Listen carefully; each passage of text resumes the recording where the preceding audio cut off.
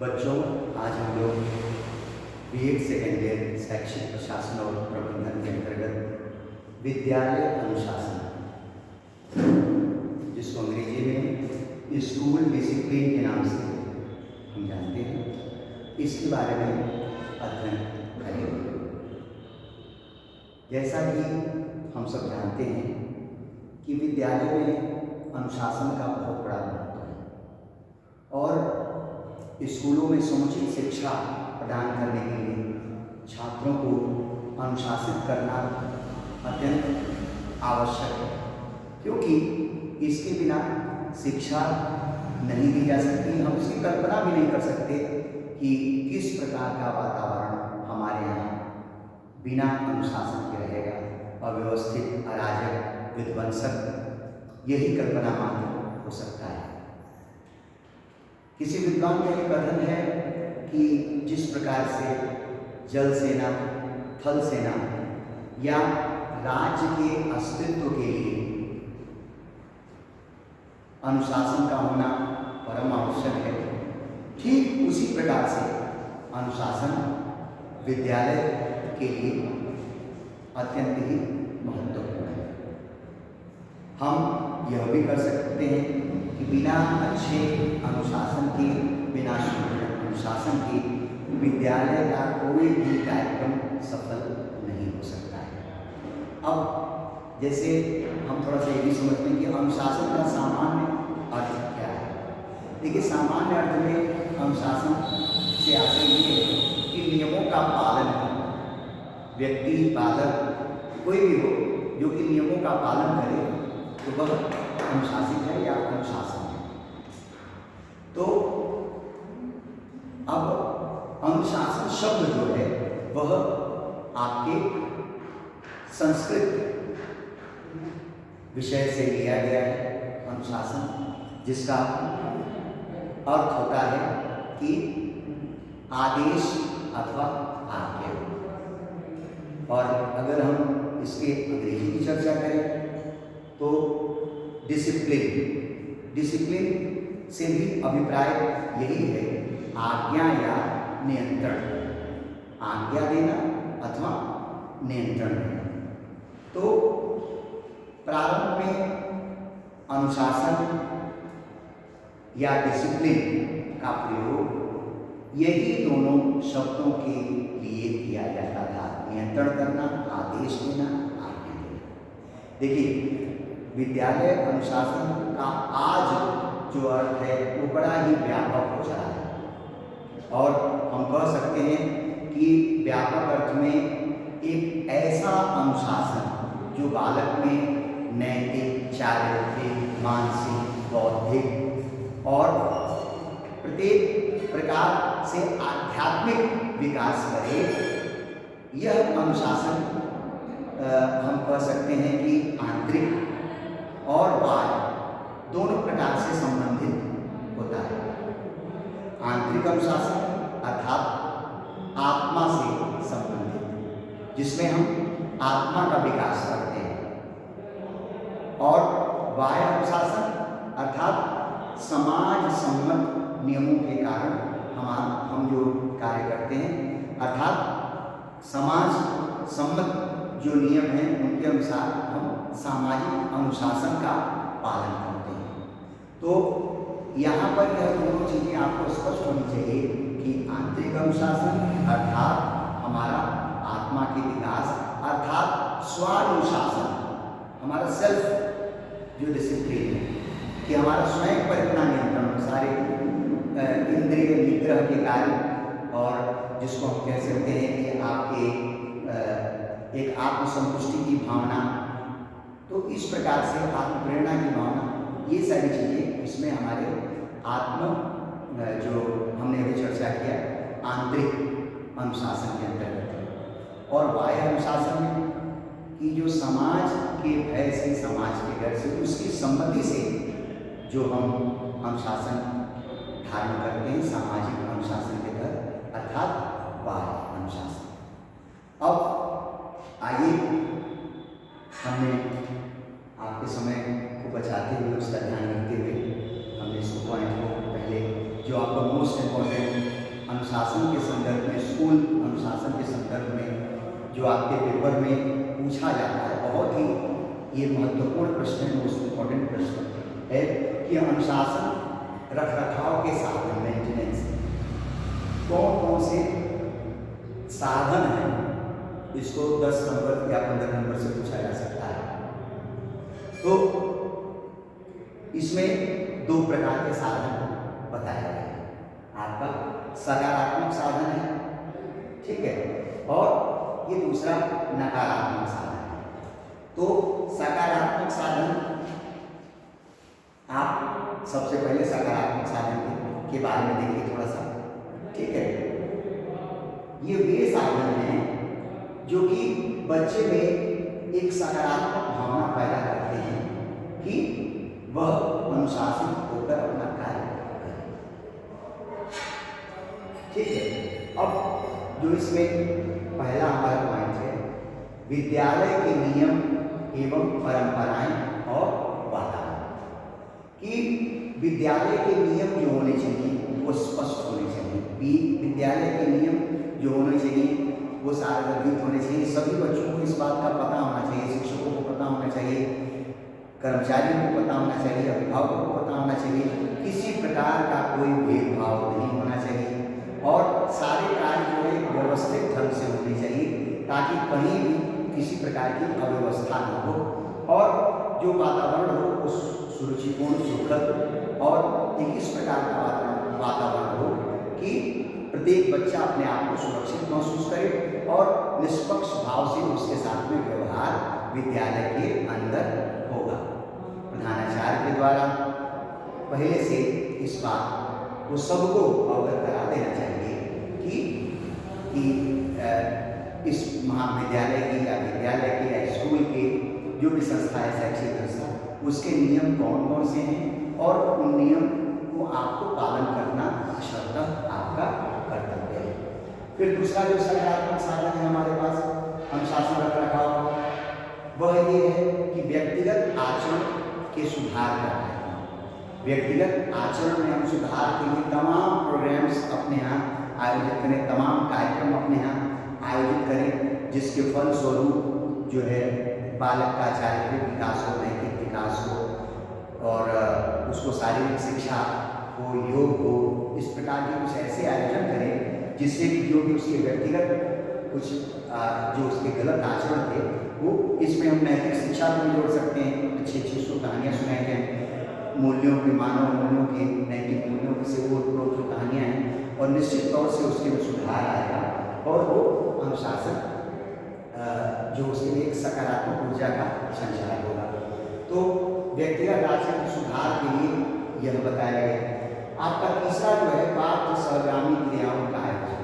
देखिए, पाठ्य सहगामी क्रियाओं के आयोजन से सामूहिकता का भाव विकसित होता है। आपस में एक दूसरे छात्र से, लोगों से सहयोग की भावना विकसित होती है। दोनों के बीच दूरियां जो है घटती हैं। निश्चित तौर से जो पाठ्य सहगामी क्रियाओं का आयोजन बीच में होने से एक दूसरे को समझने की शक्ति मिलती है, एक दूसरे में लोगों का सहयोग बढ़ता है। तो इस प्रकार के आयोजन होने से निश्चित तौर से एक अनुशासन की परिपाटी विद्यालय में कायम होती है और एक सकारात्मक साधन के रूप में जो बच्चा है, जो छात्र है, उसके मन मस्तिष्क में यह बात बड़े अच्छे ढंग से बैठ जाती है। पाठ्य सहगामी क्रियाओं के फलस्वरूप बालक जो है वह अनुशासित रहने की प्रेरणा भी पाता है। साथ साथ उसके में दूसरे के प्रति एक सहयोग का भाव, एक बिना भेदभाव के और अच्छे ढंग से किस प्रकार से निष्पक्ष होकर सत्य के साथ में और लोगों में मदद की एक भावना, एक आपस में अंडरस्टैंडिंग विकसित होती है। तो इस प्रकार से हम पाठ्य सहगामी क्रियाओं का आयोजन करके भी एक सकारात्मक साधन के तहत अनुशासन का रखरखाव हम कर सकते हैं और उसके उद्देश्य को हम सुरक्षित कर सकते हैं। फिर चौथा जो है हमारा सकारात्मक साधन के अंतर्गत दायित्व को समझाना, और इसके साथ में ही है देखिए कि शक्ति का सामाजिक हित में उपयोग। अब देखिए, प्रत्येक व्यक्ति विद्यालय का अगर अपने दायित्व को समझ लिया है, उसने जान लिया है कि उसका दायित्व क्या है, किस प्रकार का दायित्व विद्यालय हमसे चाहता है। एक शिक्षक, एक प्रधानाध्यापक, एक छात्र, एक कर्मचारी, सभी को अगर उसको अपने दायित्व का बोध है तो निश्चित तौर से वह अनुशासित होकर कार्य करेगा और अपनी शक्ति का जो है इस प्रकार से प्रयोग करना जिसमें कि जो कि समाज के हित में, जिसका समाज के अंतिम व्यक्ति तक पूरा उसका लाभ मिले। अर्थात हम कह सकते हैं कि अगर समय पर हम बच्चों पर, शिक्षकों पर या प्रधानाध्यापक पर उस दायित्व को उनके ऊपर रखें कि आपको ये दायित्व करना है। जैसे कोई बालक है, अगर आप उसको ये दायित्व दे देते हैं तो निश्चित तौर से उसको इसका बोध होते ही एक वो अपने आप को जिम्मेवारी महसूस करने लगेगा और उसका परिणाम ये होगा कि वो अपने भी अनुशासित होगा और दूसरे को भी अनुशासन में करने का प्रयास करेगा। फिर आपका जो है बाह्य प्रभाव पर नियंत्रण। बाह्य प्रभाव पर नियंत्रण से आशय क्या है कि विद्यालय में किसी प्रकार का जो है गंदा माहौल, वातावरण, जिसको हम कह सकते हैं कि एक राजनीति का अखाड़ा बनाने से हटाना चाहिए। किसी प्रकार का राजनीतिक अड्डा बनने से रोका जाना चाहिए। सख्ती के साथ में अगर आपके विद्यालय में अगर इस प्रकार का वातावरण होता है कि बाह्य प्रभाव इस प्रकार का है कि लोग एक अलग अलग जो है खांचे में, एक अलग अलग भाग में वहाँ पर एक ग्रुप में बटे हुए लोग हैं, तो निश्चित तौर से कहीं भी कभी भी संघर्ष की स्थिति उत्पन्न हो सकती है, अराजक स्थिति उत्पन्न हो सकती है और इस प्रकार का एक कुत्सित माहौल हो सकता है जिससे कि आपके विद्यालय की व्यवस्था जो है अव्यवस्था में बदल जाए, जो है मितव्ययिता जो है अव्ययिता में बदल जाए। इस प्रकार हमको इस बात का सदैव ध्यान देना चाहिए। इस प्रकार के लोगों का किसी भी प्रकार का दखल न हो आपके विद्यालय में। फिर जो हमारा 7वां पॉइंट है, अभिभावकों का सहयोग प्राप्त करना। निश्चित तौर से अगर अभिभावकों का सहयोग हमको प्राप्त होता है तो विद्यालय के साथ में उनका मधुर संबंध होगा। मधुर संबंध के फलस्वरूप हम बच्चे की कठिनाइयों को समझेंगे। बच्चा अगर किसी बात के पेशोपेश में है, परेशान है, विद्यालय में वह ठीक ढंग से अपने बर्ताव के प्रति वह ठीक ढंग से व्यवहार नहीं करता है, तो उसके परिप्रेक्ष्य में किस प्रकार के कारण है, इसको जानने का भी हम प्रयास करेंगे, उसकी कठिनाइयों को समझने का प्रयास करेंगे। तो हम अभिभावकों के सहयोग के बिना इन कठिनाइयों को कभी भी नहीं जान पाएंगे। तो इसके नाते से हमें अभिभावकों का पूर्ण सहयोग लेना अत्यंत आवश्यक है, परम आवश्यक है। तभी बालक में हम एक सकारात्मक अनुशासन की व्यवस्था को उसके मन मस्तिष्क में बिठा सकते हैं। 7वां, आप सभी जानते हैं कि श्रेष्ठ कार्य हेतु पुरस्कार। अगर हम ये कहें कि कोई व्यक्ति या कोई छात्र, अगर हम छोटी इकाई में समझें अपने शैक्षिक इस विषय के बतौर, तो छात्र हो, बालक हो, अगर उसको अपने अच्छे कार्य के लिए हम पुरस्कृत करते हैं तो निश्चित तौर से जो पुरस्कार पाने के लिए प्रेरणा होती है वह बहुत ही अच्छा कार्य दूसरे लोगों में भी एक प्रेरणा प्रदान करती है। जो व्यक्ति अच्छा काम करता है उसके लिए तो अच्छा है, लेकिन जो व्यक्ति दूसरा उसको देखता है वो निश्चित तौर से और भी प्रभावित होता है कि अगर इस व्यक्ति ने इतने अच्छे कार्य किए हैं, इसको श्रेष्ठ पुरस्कार मिला है, तो हमको भी, अगर हम भी मेहनत करें, परिश्रम करें, अगर वो योग्यता हासिल कर लें तो हमको भी वो चीज़ हासिल हो सकती है या प्राप्त हो सकती है। तो इस प्रकार से हमने अनुशासन रखरखाव के साधन के तहत हमने एक जो पहला हमारा सकारात्मक साधन है उसकी चर्चा की विस्तार से। सातों, उम्मीद है कि आपके सातों पॉइंट आप समझ गए होंगे। अब इसके बाद से कुछ चीजें ऐसी हैं जिसको हम लोग नकारात्मक साधन के रूप में जानते हैं। नकारात्मक साधन कौन से साधन हैं? देखिए, ये साधन ऐसे हैं जिसके तहत हम जो व्यक्ति है उसका तिरस्कार करते हैं, उसकी अवहेलना करते हैं और उसका बहिष्कार करते हैं, उसको दंड देते हैं, उसके साथ में एक उदासीन व्यवहार हम करते हैं और इसके द्वारा हम अनुशासन को बनाने का प्रयास करते हैं। जिस भी छात्र ने जिसने भी अनुशासन को भंग किया है, हम उसका बहिष्कार कर सकते हैं, उसको तिरस्कृत कर सकते हैं, उसको दंड दे सकते हैं। दंड किसी भी रूप में हो सकता है। तो इस प्रकार से आपका नकारात्मक साधन हमारा हो गया। फिर इसके अंतर्गत दंड की व्यवस्था। देखिए, प्राचीन काल में जो गुरु आश्रम की व्यवस्था थी, इसमें इस प्रकार की व्यवस्था बहुत अधिक थी कि आज भी ऐसे स्कूलों की कमी नहीं है जिसमें कि पनिशमेंट इस तरीके से दिया जाता है, जिसमें कि बालक को शारीरिक रूप से कुछ दंड दिया जाए, उसको छड़ी की मार पड़े, घोड़े की मार पड़े, मुर्गा बनाया जाए, इस प्रकार की प्रवृत्ति। लेकिन वास्तव में शिक्षा शास्त्री मनोवैज्ञानिक इसको अच्छा नहीं मानते किसी भी रूप में, क्योंकि जो उसकी नैसर्गिक प्रवृत्तियां हैं वो कहीं न कहीं इससे कुंठित होती हैं। इसकी चर्चा हम लोग बाद में करेंगे कि दंड के हमारे जो अवगुण क्या क्या हैं, उसके दोष क्या क्या हैं। फिलहाल में अब इसके देखिए, दंड की व्यवस्था हम करते हैं, तो दंड की व्यवस्था में आपने ये चीज समझ लिया।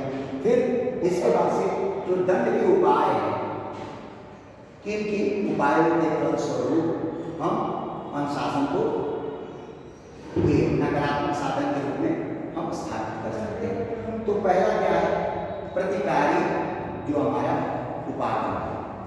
देखिए, प्रतिकारी उपागम क्या है कि जिसने भी अनुशासन को भंग किया है, हम उसका प्रतिकार करेंगे, उसका विरोध करेंगे, उसको किसी प्रकार से हम दंड देंगे।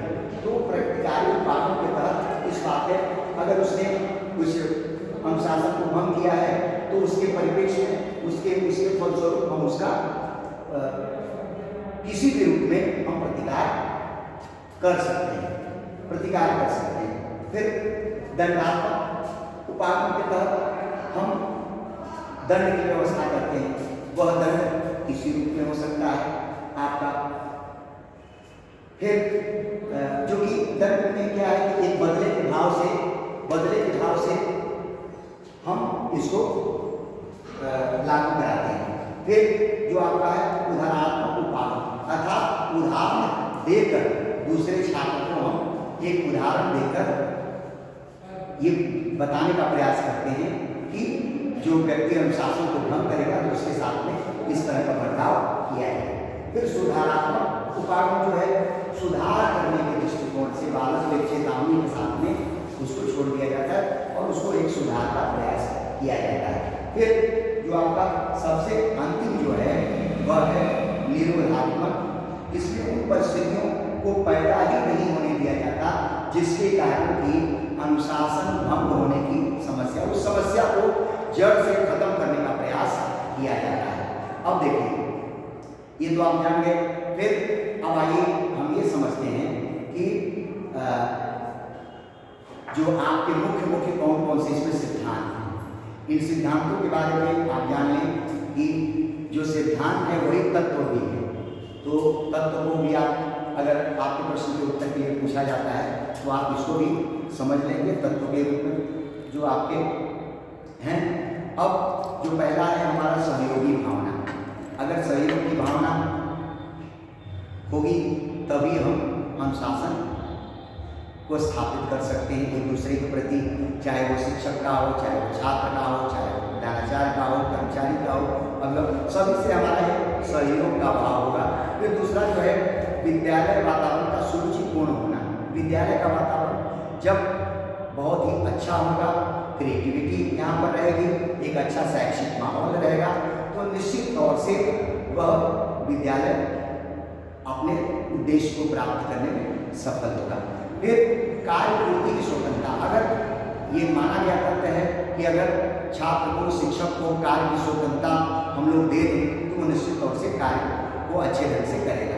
फिर बालक का रुचिपूर्ण कार्य करने को अवसर देना, अगर उस बालक को अगर हम रुचिपूर्ण कार्य करने का अवसर देते हैं तो निश्चित तौर से बालक अपने कार्य की को समझेगा और उसको पूरा करेगा। फिर जो हमारा अगला पॉइंट है इसमें कि अनुशासन से उच्च चरित्र की प्राप्ति। इस बात को अगर बच्चा समझ लेता है कि जो व्यक्ति अनुशासित है वह उच्च चरित्र को प्राप्त होगा।